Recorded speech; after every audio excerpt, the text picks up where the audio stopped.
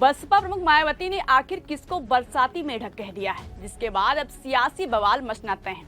कौन है वो जो आकाश आनंद के पार्टी में वापस आने से बेचैन है। नमस्कार, मेरा नाम शिवानी पांडे और आप मेरे साथ देख रहे हैं 4PM यूपी। दोस्तों, मायावती ने एक्स पर एक ट्वीट किया है जिसमें उन्होंने किसी का नाम नहीं लिया, लेकिन बिना नाम लिए तंज कसते हुए किसी नेता को बरसात का मेढक कह दिया है। अब सवाल है कि आखिर मायावती को कौन सी बात बुरी लग गई और किसको ऐसा कह दिया है। हम आपको आगे वीडियो में बताएंगे, लेकिन उससे पहले मायावती ने ट्वीट क्या किया है आप जान लीजिए। दोस्तों, अक्सर आपने देखा है कि मायावती कभी एक पोस्ट नहीं करती हैं। इस मामले में भी मायावती ने एक के बाद एक लगातार 3 ट्वीट किए। अपने पहले ट्वीट में मायावती ने लिखा, देश में बीएसपी बहुजन हित की एकमात्र अंबेडकरवादी पार्टी है तथा पार्टी हित में लोगों पर कार्रवाई करने व पश्चाताप करने पर उन्हें वापस लेने की परंपरा है। इसी क्रम में श्री आकाश आनंद के उतार चढ़ाव व उन्हें मुख्य नेशनल कोऑर्डिनेटर बनाने से बहुत से लोगों में बेचैनी स्वाभाविक है। इसके बाद दूसरे ट्वीट में लिखा, पार्टी को उम्मीद है कि अब श्री आकाश आनंद बाबा साहब डॉक्टर भीमराव अंबेडकर एवं माननीय श्री कांशीराम जी के आत्मसम्मान के कारवा को आगे बढ़ाने व उनके सपनों को साकार करने की जिम्मेदारी पूरी तन्मयता व जी जान से निभाएंगे। अर्थात पार्टी को अवसरवादी व स्वार्थी लोगों की कतई जरूरत नहीं है। अब बात तीसरे पोस्ट की करते हैं। इसमें मायावती ने लिखा, वैसे भी कांग्रेस, भाजपा व सपा आदि पार्टियों के सहारे व इशारे पर चलकर बहुजनों की एकता व बीएसपी को कमजोर करने वाले बरसाती मेढकों की तरह के संगठन व दलों के नेता चाहे निजी स्वार्थ में विधायक, सांसद व मंत्री क्यों न बन जाएं, इनसे समाज का कुछ भला होने वाला नहीं है। लोग सावधान रहे। दोस्तों, अपने आखिरी पोस्ट में मायावती ने कुछ ऐसा लिखा जो इस वक्त राजनीति के गलियारों में सबसे बड़ा मुद्दा बना हुआ है। कहा जा रहा है कि मायावती ने बिना नाम लिए इशारों में ये तंज चंद्रशेखर आजाद पर कसा है। इशारों में ही सही, लेकिन आजाद समाज पार्टी के मुखिया चंद्रशेखर आजाद पर मायावती ने निशाना साधा है। सवाल है कि चंद्रशेखर आजाद पर मायावती ने हमला क्यों बोला।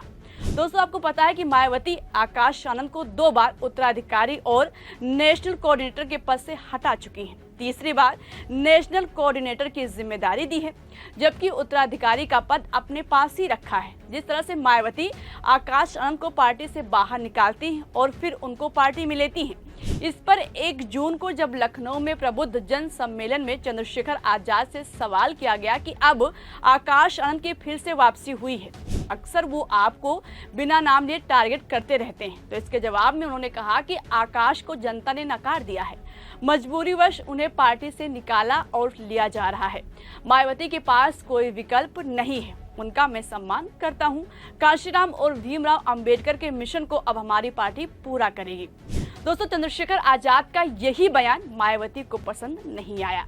कहा जा रहा है कि उनको ये बात बड़ी बुरी लग गई, इतनी कि एक के बाद एक लगातार 3 पोस्ट करके इशारों में निशाना साध दिया। मौजूदा समय की राजनीति अगर देखा जाए तो मायावती की राजनीति को चंद्रशेखर आजाद चुनौती दे रहे हैं।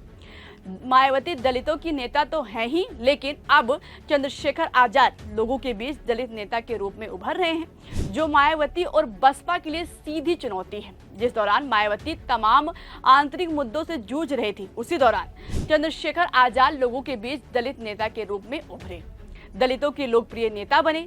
इसका नतीजा ये हुआ कि 2024 के लोकसभा चुनाव में चंद्रशेखर आजाद निर्दलीय चुनाव लड़कर नगीना से सांसद बने, जबकि बसपा 0 सीट पर सिमट कर रह गई। जिस पार्टी के पास 10 सांसद थे, आज उसके पास एक भी सांसद नहीं है, जबकि चंद्रशेखर आजाद निर्दलीय चुनाव लड़कर जीत गए। इससे साफ है कि बसपा के सामने चुनौती आजाद समाज पार्टी ही है। इसलिए इसे निपटने के लिए और अपनी सियासी पिच को फिर से मजबूत करने के लिए मायावती ने तीसरी बार आकाश आनंद को नेशनल कोऑर्डिनेटर की जिम्मेदारी दी है, क्योंकि अक्सर आपने देखा कि आकाश आनंद चंद्रशेखर आजाद पर कटाक्ष करते रहते हैं। हालांकि नाम नहीं लेते हैं, लेकिन उनके बयान को चंद्रशेखर आजाद पर कटाक्ष से जोड़ा जाता है। पिछले साल लोकसभा चुनाव में जब आकाश आनंद ने पहली बार नगीना में जनसभा को संबोधित किया था, तब बिना नाम लिए चंद्रशेखर पर बरसते नजर आए थे। क्या कहा था आप खुद ही सुनिए उनके मुंह से। आपके बीच में जो बहरूपिये हैं वो किस तरह आप लोगों को गुमराह करने का काम करते हैं। साथियों, वो बहरूपिये नीला पटका पहन के आएंगे, वो साथियों बहुजनों की बात करेंगे। साथियों, वो आपसे बहन जी की भी बात करेंगे, वो बात करेंगे बाबा साहब की, वो आपके हकों की बात करेंगे।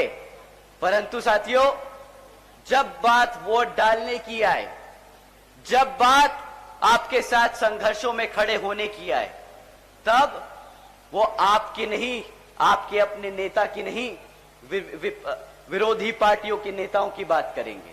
बताएंगे किस तरह कांग्रेस, बीजेपी, उनके छोड़े हुए चमचा लोग, वो किस तरह उनके नेता हैं। साथियों, आप लोगों को ऐसे लोगों से बचकर रहना होगा। और ये बहरूपिये ऊपर से लेके नीचे तक हर स्तर पर मिलेंगे, हर मोड़ पर मिलेंगे आपको गुमराह करने के लिए। तो कभी कोई बहरूपिया आपको कार्यकर्ता के रूप में दिख जाए, कोई बहरूपिया आपको पदाधिकारी के रूप में मिल जाए, परंतु साथियों, आप इन बहरूपियों को पहचान कर इनको सतर्क ना करना, इनको कभी मत पहचानना, इन्हें कभी मत बताना कि आप इन्हें पहचान चुके हो। सुना आपने। हालांकि आकाश के इस कटाक्ष का असर लोकसभा चुनाव में देखने को नहीं मिला। चंद्रशेखर आजाद नगीना से सांसद बने और वो धीरे धीरे दलितों के बीच उभरते नेता हैं। चंद्रशेखर दलितों के हितों में खड़े रहते हैं, पीड़ित दलितों से मिलने पहुंच जाते हैं। वो लगातार अपनी पार्टी को उठाने में लगे हुए हैं। ऐसे में मायावती से दलित पार्टी होने का तमगा छिनता जा रहा है। उधर आजाद समाज पार्टी उभर रही है। चंद्रशेखर साफ कह चुके हैं कि वो 27 का विधानसभा चुनाव लड़ेंगे। इसलिए मायावती पार्टी को फिर से खड़ी करने और इस चुनौती से निपटने की रणनीति बना रही है। इसलिए जब आकाश आनंद पर चंद्रशेखर आजाद का बयान सामने आया तो मायावती को ये बात नागवार गुजरी। तुरंत अपने भतीजे के सपोर्ट में उतर आई, धड़ाधड़ 3 पोस्ट कर दिया और चंद्रशेखर आजाद को बरसात का मेढक कह दिया। अब ऐसे में देखने वाली बात ये होगी चंद्रशेखर आजाद इस पर क्या जवाब देते हैं। जैसे ही उनका बयान सामने आएगा हम आप तक जरूर पहुंचाएंगे। फिलहाल इस खबर मेरे साथ अभी के लिए इतना ही। मुझे दीजिए इजाजत। नमस्कार।